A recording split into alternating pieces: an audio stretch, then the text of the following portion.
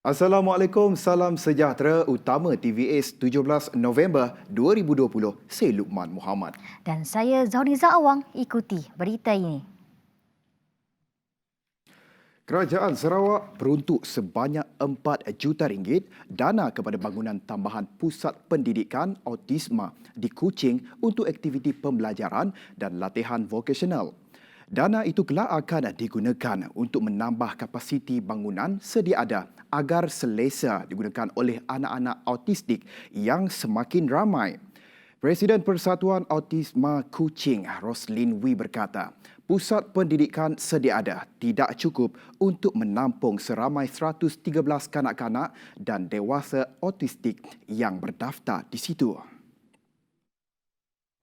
Right now, we have 113 children and adults having educational and vocational training at the center. So some of these students, they only come in 2 hours on alternate days. This is not sufficient for the therapy. Therefore, we hope to be able to give them more hours. So that's why we need a second educational center. Katanya lagi, pihaknya turut mempunyai program baru melibatkan latihan vokasional, bengkel tertutup serta mewujudkan rumah kediaman berkumpulan bagi golongan autistik dewasa. We want to expand our vocational training and also have sheltered workshop for the youths.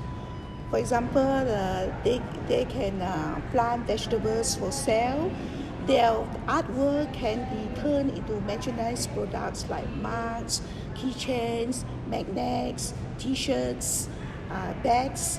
So these are the various ways in which we can raise money for the association. Beliau berkata demikian ketika ditemui selepas mengadakan kunjungan hormat kepada Ketua Menteri Datuk Patinggi Abang Johari Tunopeng di Wisma Bapa Malaysia pada Selasa. Jabatan Bomba dan Penyelamat Malaysia JPBM Negeri Sarawak bersiap siaga hadapi kemungkinan banjir berikutan monsun timur laut yang dijangka akan membawa taburan hujan tinggi. Pengarahnya Kirudin Rahman berkata kesiapsiagaan itu termasuk menyediakan perkhidmatan keselamatan di pusat pemindahan sementara tak kala cabaran norma baru. Dan dalam masa yang sama juga di kalangan komuniti bertanya berkaitan dengan kesiapsiagaan Jabatan Bomba tambah kali dalam isu norma baru, tambah kali di pusat perpindahan sementara yang mana telah diambil perhatian oleh bukan sahaja oleh Jabatan Bomba tapi oleh pihak SDMC Peringkat Negeri Sarawak dan juga arahan daripada Majlis Keselamatan Negara lah. Banyak perkara diambil kira sebab dalam norma baru ini pusat perpindahan sementara ini akan ketahui mengenai kekangan dan kita telah kena pasti beberapa isu yang perlu ditandangi lah. Beliau berkata demikian pada sidang media kesiapsiagaan JBBM Sarawak dalam menghadapi monsun timur laut pada Selasa. Katanya lagi pihak Bomba turut berterima kasih atas kerjasama daripada agensi-agensi lain yang telah banyak membantu lebih-lebih lagi dalam mendepani tugas getir. Dan kita dapat lihat dalam awal tahun ini rungutan daripada masyarakat berkaitan dengan kelewatan ini telah dapat diatasi lah. Dan terima kasih kepada tambah kali Kerajaan Negeri Sarawak dan juga SDMC serta Jabatan Kebajikan Masyarakat telah dapat membantu penugasan Jabatan Bomba dalam kerja-kerja memindah, menyelamat dengan lebih mudah lah. Sebab sebelum ini kebanyakan tugasan ini kita terpaksa menggunakan aset kita selain daripada membantu menyediakan tempat perpindahan, memindah mangsa lah. Tapi dengan adanya pendekatan yang baru di mana pusat-pusat ini sediakan makanan dah tersedia dalam tempoh untuk 2 minggu pertama bencana ni, kita dapati kerjasama di antara agensi telah dapat membantulah dan kita mengharapkan bahawa pihak komuniti sendirilah dapat memberi kerjasama yang sebagainya. Sementara itu, dedah Khairuddin lagi. Kini jumlah anggota yang sedia untuk digerakkan adalah 1,194 orang. Beliau juga tidak menolak kemungkinan jika cuti tahunan terpaksa dibatalkan. Kita menghadapi musim banjir ini, Jabatan Bomba telah memastikan bahawa 1,194 anggota kita berada di dalam keadaan siap siaga lah. Dan kemungkinan sekiranya keadaan ini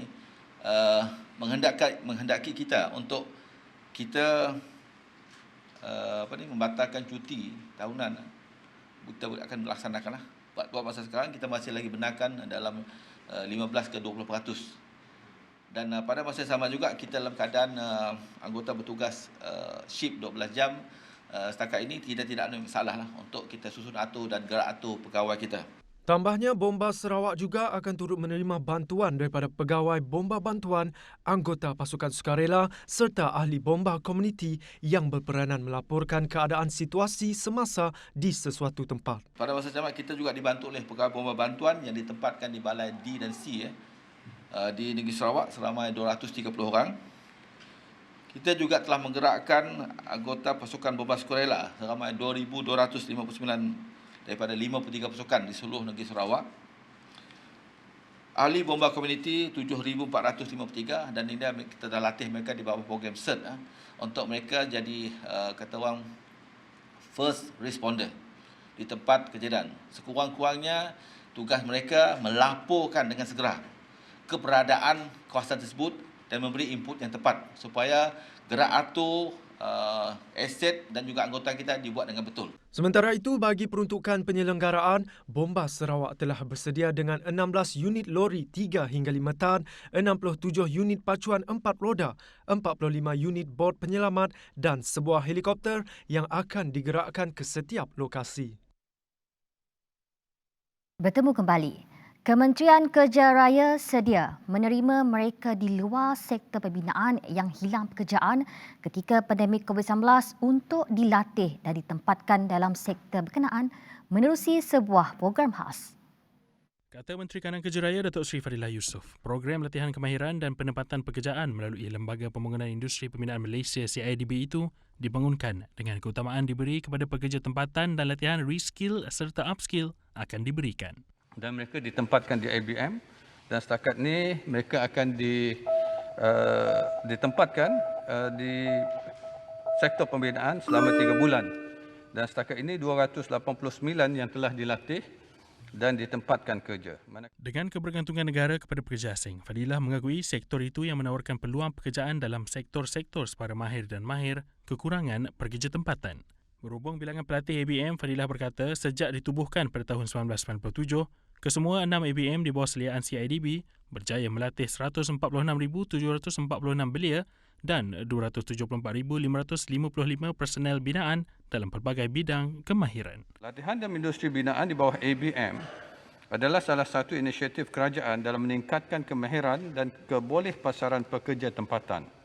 Ia selaras dengan usaha kerajaan untuk mengurangkan kebergantungan terhadap pekerja asing.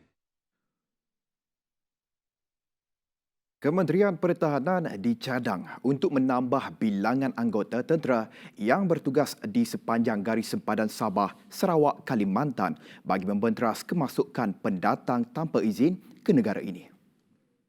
Ahli Parlimen Kota Semarahan Rubiah Wang turut mencadangkan agar kementerian itu menambah bilangan pos kawalan sekurang-kurangnya sebanyak 25 pos atau mewujudkan 1 pos bagi setiap 40 km sempadan. Negeri Sarawak merupakan negeri yang mempunyai persempadanan yang begitu panjang bersama dengan Kalimantan Barat iaitu 1,881 km.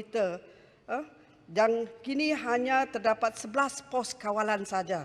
Oleh itu, bagi memastikan keselamatan negara dan juga mengekang kemasukan parti-parti, saya mencadangkan agar kementerian menambah pos-pos kawalan ini daripada 11 pos kepada 25 pos kawalan, mewujudkan dan juga menambahkan anggota-anggota yang berkhidmat di kawasan berkenaan.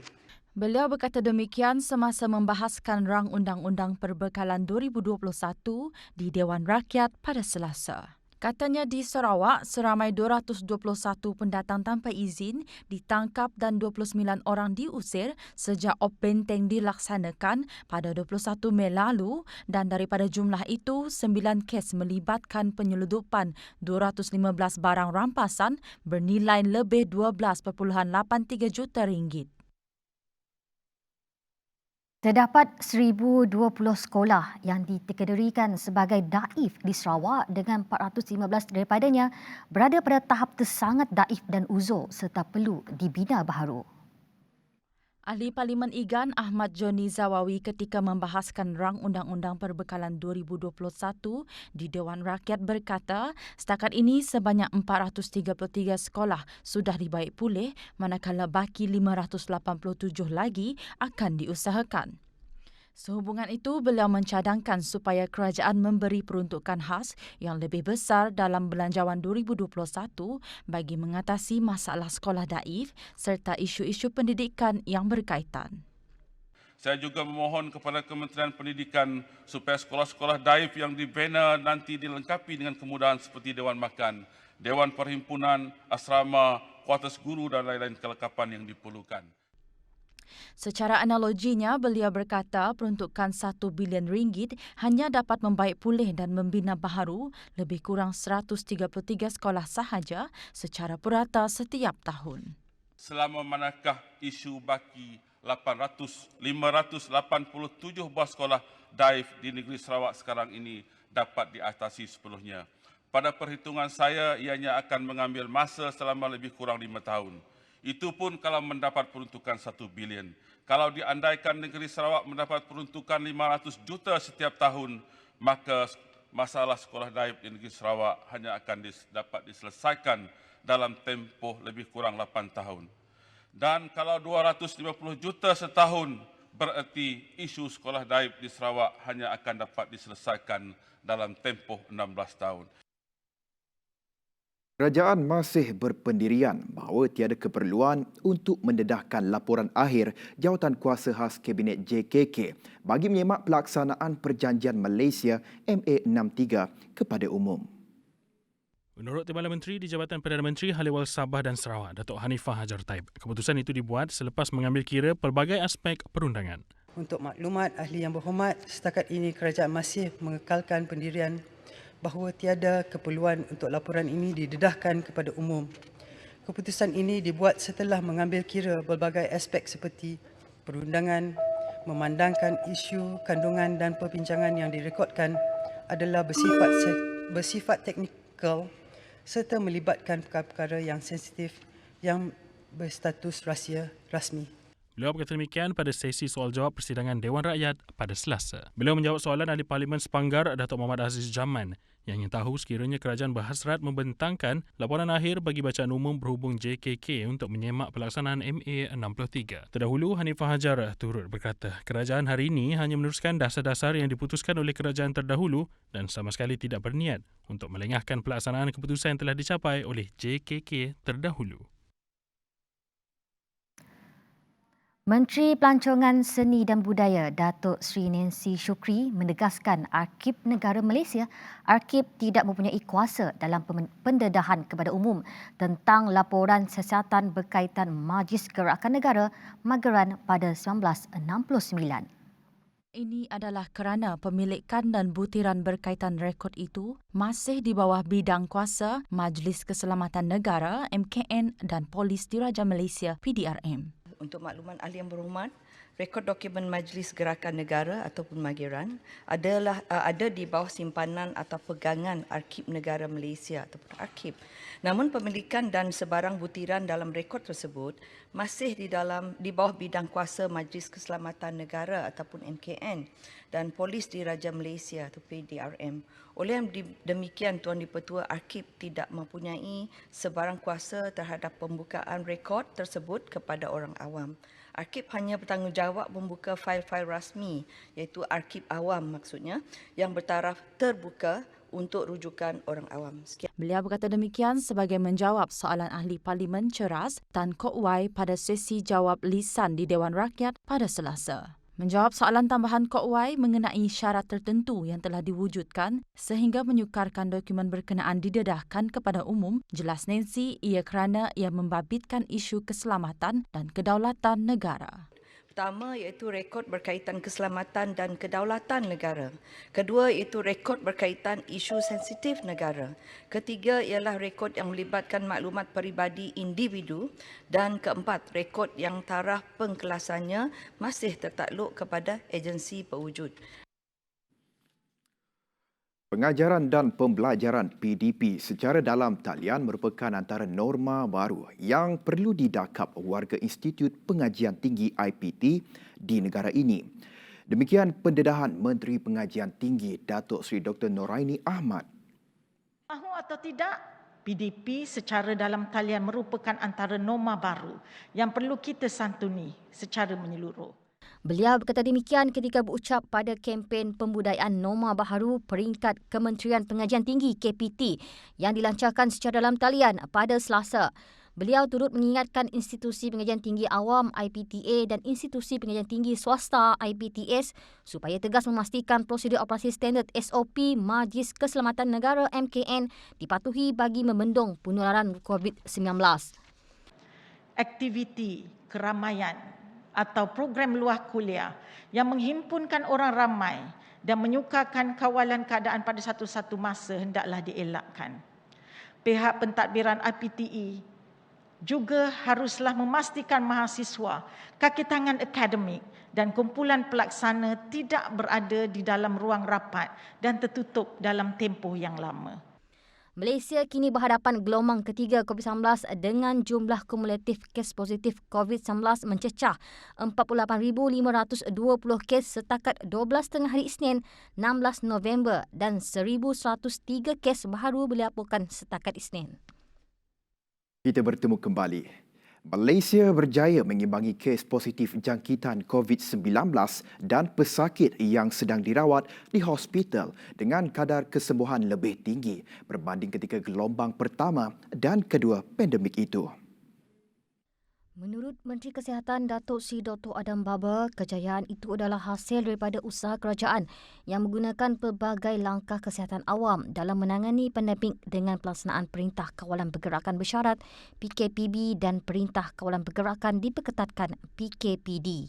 Pandangan setengah pihak untuk melihat kepada PKPB dapat ditamatkan lebih awal merupakan satu daripada tindakan wajar sekiranya kepatuhan kepada SOP pergerakan dapat dihadkan dan juga kita dapat mengimplementasi segala penguatkuasaan dan mengamal norma baru menjadi mandatory dan kita lakukan sebelum kita dapat vaksin dan setakat ini tiada ubat khusus walaupun kita ada rawatan yang diberikan berpatutan dan boleh menyebabkan kadar kesembuhan itu jadi lebih tinggi berbanding dengan sebelum 2 minggu yang lepas. Setakat Isnin,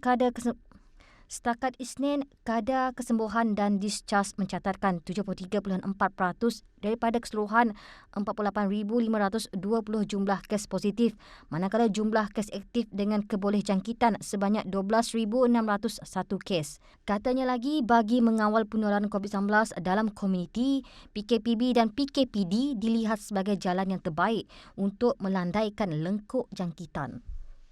Pergerakan antara daerah ataupun antara negeri membantu mengawal kawasan hijau daripada didangkiti. Kerana kita bimbang sekiranya mereka daripada kawasan merah dia jangkiti oleh COVID-19 boleh menular ke kawasan hijau dan kawasan hijau boleh menukar kepada kawasan kuning atau jingga sekiranya perkara ini tidak dapat dikawal dengan kaedah yang dilaksanakan iaitu PKPB. Kementerian Kesihatan Malaysia KKM melaksanakan pertukaran jadual imunisasi kebangsaan untuk kanak-kanak melibatkan semua klinik kesihatan KKM di seluruh negara secara berperingkat bermula awal bulan ini.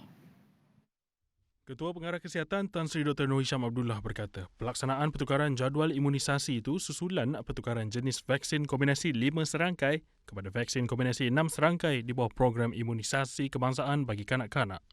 Susulan pertukaran vaksin itu, Dr. Noor Hisham berkata, bilangan suntikan untuk mencegah 6 jenis penyakit dapat dikurangkan daripada 7 suntikan kepada hanya 5 suntikan, sekaligus memudahkan ibu bapa untuk memastikan anak-anak mereka diberikan suntikan vaksin mengikut jadual imunisasi yang ditetapkan. Vaksin 6 serangkai adalah vaksin yang berkesan dan selamat dengan kadar adverse susulan imunisasi AEFI. Vaksin itu dipantau oleh bahagian Regulatory Farmasi Negara NPRA. Baik, ini sedikit perkembangan COVID-19 di Sarawak. Hanya satu kes positif COVID-19 dikesan di daerah Kuching pada Selasa. Kes telah disaring kerana mengalami tanda-tanda dan gejala jangkitan saluran pernafasan. Pada 16 November 2020, kes telah membuat saringan COVID-19 dan didapati positif pada hari yang sama. Siasatan lanjut mendapati kes ini mempunyai kontak rapat dengan kes ke-1040 iaitu rakan sekerja. Ini menjadikan jumlah keseluruhan kes positif COVID-19 di Sarawak meningkat kepada 1,042 kes. Dimaklumkan juga bahawa 2 kes baru yang telah pulih dan dibenarkan discharge dari hospital. Sementara itu, daerah Lundu telah bertukar status daripada status kuning kepada status hijau setelah tiada kes jangkitan tempatan dikesan atau dilaporkan di daerah berkenaan. Manakala Kuching kekal merah dengan jumlah keseluruhan seramai 101 kes jangkitan tempatan dilaporkan. Laporan itu tadi mengakhiri utama TBS malam ini. Baik, sebelum mengundur diri, rakan penyampai saya Lukman Muhammad mungkin ada pesanan untuk penonton di luar sana. Betul, Zarul. Ingat, perjuangan kita bagi menentang COVID-19 masih lagi belum berakhir dan kerap cuci tangan, jaga penjarakan fizikal kita, dan untuk itu saya Lukman Muhammad dan saya Zoliza Awang. Salam hormat dan selamat malam.